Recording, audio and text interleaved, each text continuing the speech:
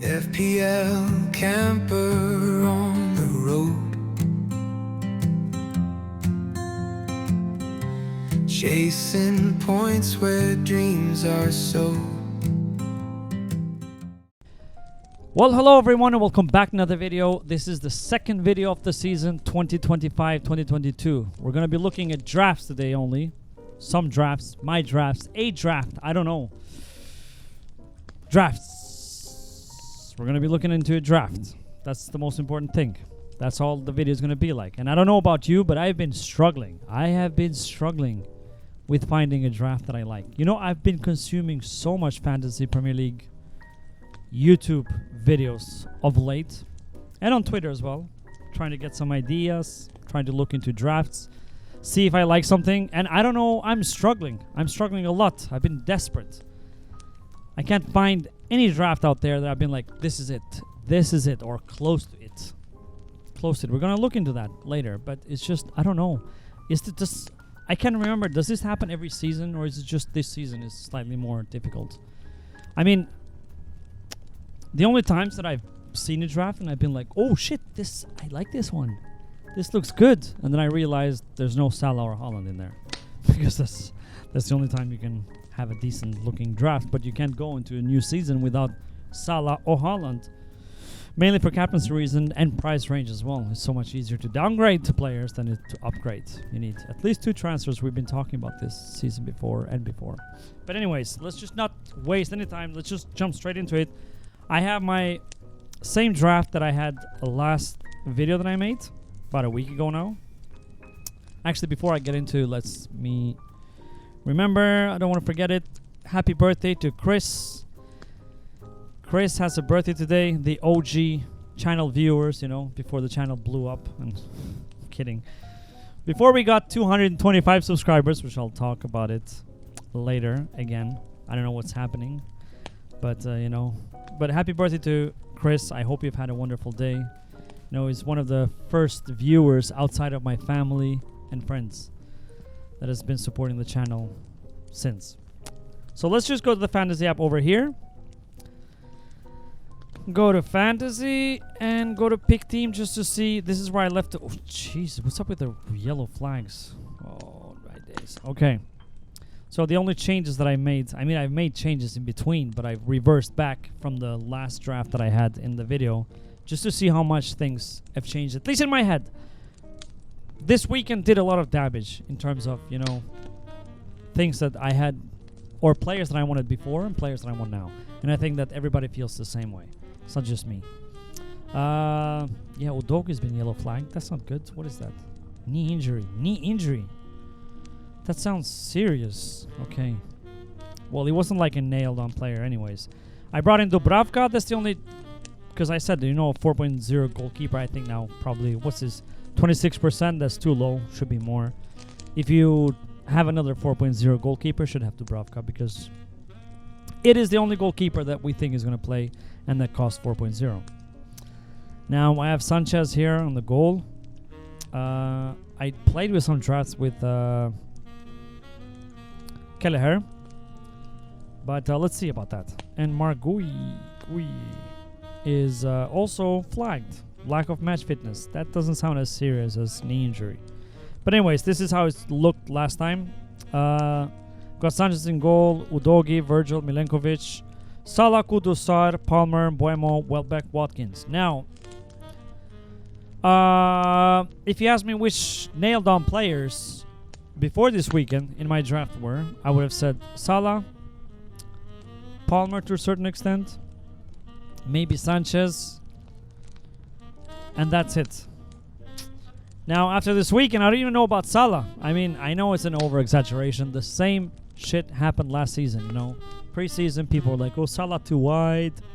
You know, he's not getting involved, not cutting in, blah, blah, blah, and all of that shit. You know, his game has changed. He's older now. It's not going to be as much involved. But, you know, he had the greatest season he's had since moving to Premier League in terms of FPL returns. But not just that. I think also, yeah. So, Salah is there for now. I'm not going to risk going without Salah. I thought about going with Haaland instead of Salah, you know. But City haven't convinced, but it's not that Liverpool convinced a lot yesterday.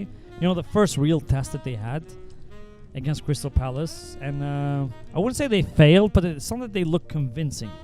You would have thought that they're going to smoke Crystal Palace to get some confidence going to a new season, at least FPL wise, to warrant, you know, having them in your team. So I don't know, but Ismail Assar definitely staying now, so he's the one I think that's not going to move. Why? First of all, he looked good. Second of all, nailed on. Third of all, his points tally, it's pretty impressive. His predicted points tally, I have to say, by AI, obviously. It's not that I'm too invested into what AI predicts, but it's just another help that, and value, most importantly, because he costs 6.5, you know. So he's going to be there. Salah, most likely it's going to be there. I don't see myself going for, I don't know. I'm tempted to try Haaland as well, but it's only 0.5 difference. You know what? I think I'm going to be wild carding pretty early. I can't see myself saving the wild card until game week 13. I'll just use transfers up till then. I see myself wild carding game week 3 because I'm not comfortable. But anyway, let's just go to transfers and see. So Watkins has been doing well. 5 in 5 scored in pre-seasons. So I'm not mad at having Watkins in there, although I wanna have Gyökeres, you know, as an Arsenal fan. Also, he scored, and Arsenal looked so much better on their last pre-season friendly compared to the other ones. They looked really unconvincing before, and now they look so much better last one. So even Saka looked very sharp. Gabriel returned, played, so he's not a worry. Yeah. I'm just so confused. Milenkovic, I'm going to keep. I think Milenkovic is going to be there. Now, the problem is, do I keep Sanchez? Or do I go for Kelleher? Or do I go for Matsels? But having Milenkovic there, I think like Sanchez is better on the goal, so that combination. Richards, you know, it could be Mark Gay or someone else, but a Crystal Palace defender for 4.5. I'll have him there. It's Richards for the moment. Maybe more, you know, potential for DEFCON. Now, this is the other change that I made. I had Konza, and I've sold him for Esteve. I don't know how you say that. I have to hear somebody say it. It's 4.0 is going to play, so it's going to be the last bench player. I don't mind that. Now, Virgil, I don't know if Virgil is my premium. I kind of want to go with Gvardiol, but he didn't play. He didn't feature, so I don't know what's happening. At this point, Virgil didn't look convincing last game as well. So maybe go for Gabriel again. I don't know. The Arsenal opening fixtures are not the greatest though. So Liverpool slightly better. I mean, they do have 2 red fixtures there too. So I don't know. I don't know about that. If I go for, let's say, Gabriel over here, I mean, he should Arsenal look good. Especially with Zubimendi now and Rice there. Defensively, they look good. I'm always more comfortable with an Arsenal defense. I mean, last year, our defense was pretty okay. Sometimes lack of, you know, concentration cost us goals. But the attack was the one that let us down. So I wouldn't mind having Gabriel there either. Udogi, I mean, I could go for another 4.5 defender. I could go for Van de Ven if he is risked. Why I wanted Udogi is just primarily because he's more attacking. But let's just go to not here, Tottenham. Spurs, that's because of the fixtures. I mean, he could be anyone. These are things that are going to change.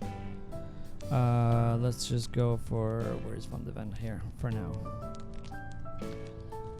Okay, slightly better defense.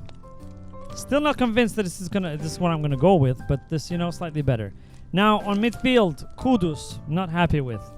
Either downgrade him to a 5.5, or I don't know, depends. And Welbeck on the attack, definitely going. So what I want now, I want João Pedro because he has been scoring for fun since coming in. I mean, it's been a running joke now.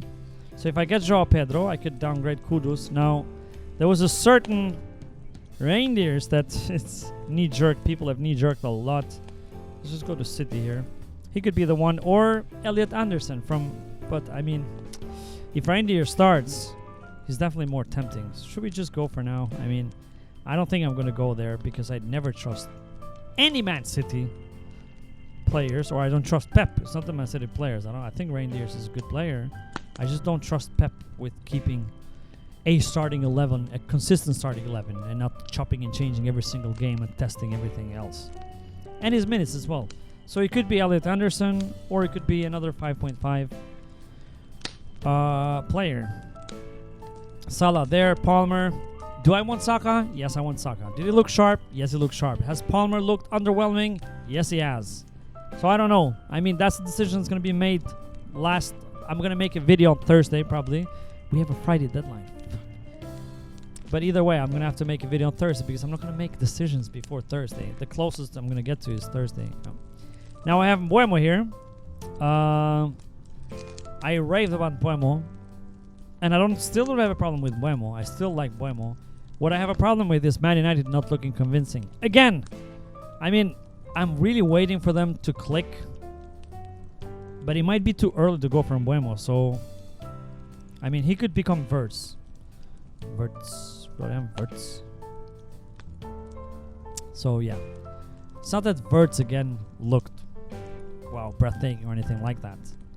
But I just don't know what could I do. Like, if I downgrade Palmer to Saka, how much money would I have? 9. But 9 is Bruno Fernandes only. I would need another to go for Saka. No, Saka. Yeah, I mean, but then I don't have Palmer in the fixtures, and it's just. But Saka could be a good captain option on the game week 2 against Leeds at home. So. And Watkins can become, and it's nice to have 0.5 on the bench. I think it's not actually a bad idea to go with the 0.5 on the bench because, you know, price changes are going to move very fast this season. I have a feeling. And the same happened last season, actually. I don't know why, because of the more transfers we have or something, but the price changes, just so many players were dropping and going up in price compared to previous seasons. So having a 0.5 in the bank is going to allow you, like, let's say, Gyökeres scores a hat-trick or a brace against Man United. Watkins blank or gets injured or gets a yellow card or a red card. Gyökeres might go up 1.1, 9.1, and then you just don't have 0.1 to go from Watkins to Gyökeres.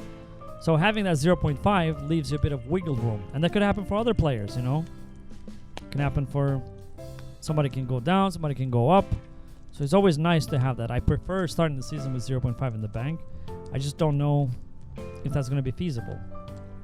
But let's just restore Palmer here. So this is, I mean, this draft is not, I'm not mad at this draft. Watkins again, Newcastle home, Brentford away, Crystal Palace home. That's a decent amount of fixtures. Newcastle haven't looked convincing as well. Brentford, I don't even know how they're going to perform. They lost their coach and some of the best players. Crystal Palace at home. Crystal Palace look decent. Crystal Palace, so impressive. I really love their coach. I mean, but yeah, he could be, what is he? 19.5% ownership. How much is Gyökeres? 25%. Wow. That's definitely a lot of Arsenal fans going for him because, I mean, yes, he's decent. He's good. He's played for Arsenal. But to have 25%, that's a lot in today's time with good prices. Because the look, Salah has 55 and he's like one of the most owned. Him and Palmer, 56. So half of that, Gyökeres, that's yeah. How much is João Pedro? 54, okay. So Pedro, Palmer, and Salah. I mean, it would give me a bit of confidence going with 3 highly owned players because then I know that I'm not going to, sink in rank if they do well. If they do bad, then I wildcard next week. But I'm going to leave it for here right now. Verts or Mbeumo, that is the question. This Newcastle away and Arsenal at home, I don't like it. Especially they look unconvincing, as I said. But, Premier League start, things might change. But Verts can become Mbeumo as well. Who else is around that price? Let me just see. So we have 8.5. We have Marmoush. Interesting if he starts. But I don't know what to make of City. City last season were so poor. Obviously, they're not going to be the same this season. I just, I don't have that confidence. Marmoush, okay. Who else is there? Son is gone. Ødegaard, no way. Luis Diaz is gone. Foden, no way. Cunha, same as Buemo though. Eze, I wouldn't touch. I mean, he's linked with Arsenal. If he stays, might be a good shout. Gakpo actually was I was thinking, why don't more people have Gakpo? And if you get him in your team, then you have suddenly another 1.0 to spend. But where would you use that? I will probably upgrade the defense, if I'm honest. I mean, for a 4.5, you could have a 5.5 defender. Let's just go here. Let's put 5.5 and see who are the most easiest way to. Yeah, so we have one Bissaka 4.5, so many 4.5. Ola Aina, Pedro Porro, decent actually. Yeah, it's a good shout. Munoz, love Munoz. And then I would have to sell Richards for another 4.5 defender. Anyways, but let's just leave it how it was for now. Not Udogi. Let's just go Van de Ven here. There was Spurs, and leave it with here. I'll be back on Thursday, as I said, with a better or closer to a final draft, not a better. Gakpo, yeah, as I said, Gakpo, I thought the left wing is like, now they sold Diaz, is pretty secured, but him again didn't look very convincing. Ekitike scored, but besides that, I mean, how much is Ekitike actually? I don't know. Let's just put first, but I'm not gonna have a triple Liverpool. There's no way I'm gonna have that. Just curious to see how much, because 8.5. Okay, not that much different from Gyökeres or Watkins. Anyways, let's just confirm these transfers and leave it for here. So this is how it's looking. I mean, I think this would rate around 89 on Fantasy Football Hub's free version of AI rating your team thing. 88, 89. I'll check that later. But, you know, it's not horrible, but I'm just not super happy with it. Yeah. Anyways, that's it. I'm going to leave it there. Thank you so much again for watching the video. I hope you've enjoyed it. I know I didn't help you. Probably I made you even more insecure about the teams, because I am insecure about it. I don't know how to make decisions, but thank you for watching anyways, if you did. If you did enjoy it, please like and subscribe. As I said, we were 3 subscribers away from 200 subscribers last video, and then FPL Harry, I don't know like why. I don't even know. I'm lost for words at this point. I don't know why he's doing that, but I feel helpless, because I wish I could do something similar to other channels, but I'm such a small, I don't have that power to influence people. But thank you again. And also FPL Volo shared the video, another, you know, the Ukrainian designer who's responsible for 90% of thumbnails that you see on FPL YouTube. It's been very kind. I just feel overwhelmed with this support. I don't know how to react or what to do about it, but as long as people are enjoying it, I'll just continue doing videos this way, and I hope you keep enjoying them and they're a bit helpful, hopefully. But yeah, thank you so much again to everyone for the support, and I'll see you on Thursday for the final draft. I'll call it the final draft. I might make, you know, last minute changes on Friday, but I'll post them on Twitter. I'll try and post it a half an hour before deadline. I mean, it's not going to make you, you're probably not going to go on my Twitter and check it out what I do, but either way, it's going to be there. So yeah, thank you again, and see you on Thursday. Bye. Subscribe. Come on. Just do it. I'm waiting. Just do it.